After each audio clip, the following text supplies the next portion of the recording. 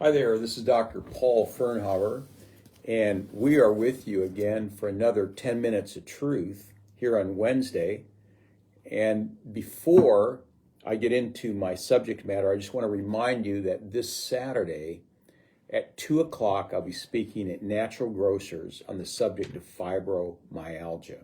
So if you have fibromyalgia, you know people who have it, you can come to Natural Grocers and I'll be talking on it. We'll give you a copy of the slides that I use, and you'll learn a lot. So today, I want to talk about what's called radiophobia. Now, what is that? It's the fear of X-ray. And a lot of people, including some of the patients I've had, feel that if they get spinal X-rays, it's going to increase their chances of cancer.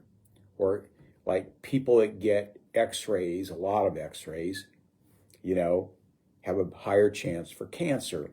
And that was a belief, and I would even say a myth, that was propagated for many, many decades. And where that started really was after World War II, when they dropped the atomic bombs on Nagasaki and Hiroshima. And a lot of people had radiation poisoning and had all kinds of ill effects from that.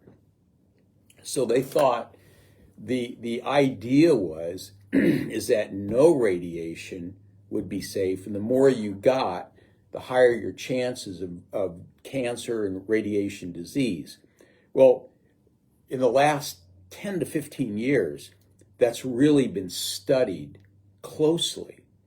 And what we found out is it's almost the exact opposite. And the fact is that you cannot compare diagnostic imaging, X-ray, with the radiation experienced after an atomic bomb is dropped. I mean, you can't compare the two at all.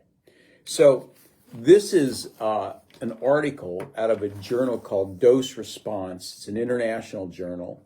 It's from 2018.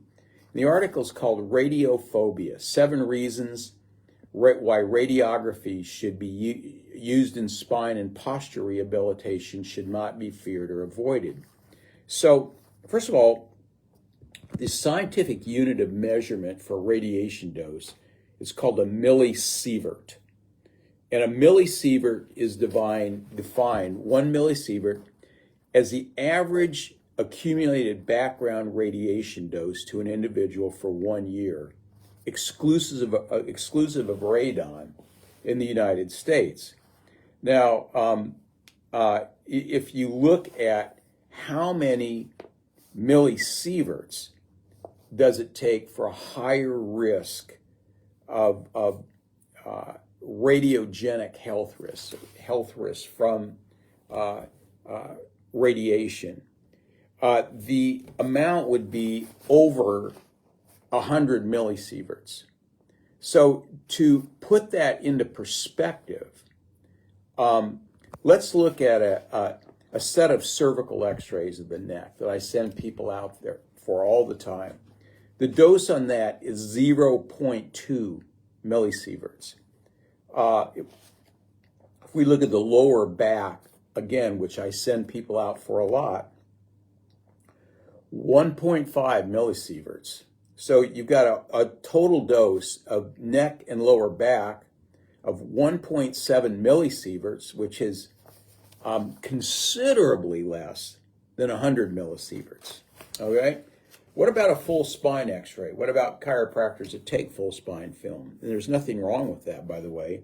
The total dosage for that would be 2.7 millisieverts. Again, not very much. Now, there's been a lot of, and I could quote a lot of articles written about eliminating this fantasy or this idea that low dose radiation is harmful. And there's actually a graph that, I'll just show it to you. It's this graph right here. And what it shows is that this is a linear graph of what we've always thought would cause cancer right here. What we found is that to an extent, the more low-dose radiation goes up, the less you have cancer. It actually is protective of cancer. You say, well, how does that work? Well, it's because low-dose radiation activates the body's adaptive response mechanisms, causing it to become stronger. So the body responds to stress or low-dose radiation by overcompensating for any damage caused during the exposure. So low-dose radiation actually stimulates health benefits, and high radiation dosages are detrimental to health. So the x-rays that I send people out for are all very low radiation dose x-rays. So the people in this article, they're talking about 7 areas or 7 aspects that are important to understand for, or 7 reasons to understand why low-dose radiation is okay.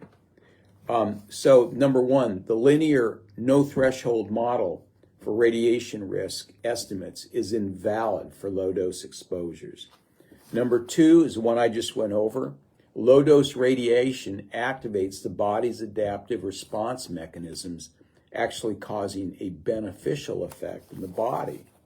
Number 3, an X-ray radiation induces only 1/1,000,000th of the amount of cellular damage as compared to breathing air for a day. So breathing air and accumulating the background radiation is more, considerably more, than getting an X-ray. Number 4, X-ray radiation is below natural annual background radiation levels. So if we look at the average exposure to background radiation levels in the United States is 3.1 millisieverts per year. Now, higher radiation levels are incurred by residents living at higher altitudes. The Colorado Plateau is about 6 millisieverts per year. And there are regions in the world where background radiations are much higher than average.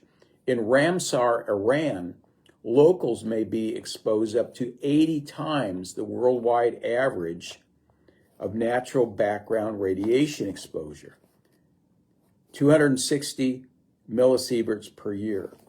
In populations residing in these super high background radiation levels, there's never been any ill effects ever documented to humans anywhere in the world. Now, there's also the risk to benefit ratio is always beneficial for routine x-rays. So you can find out things on x-ray that would cause you to not want to adjust that person. You can find things that need to be corrected. You can find things that will really help the patient, things that you can give them at home to do because you took an x-ray. So it's very safe, and the benefits far outweigh the risks.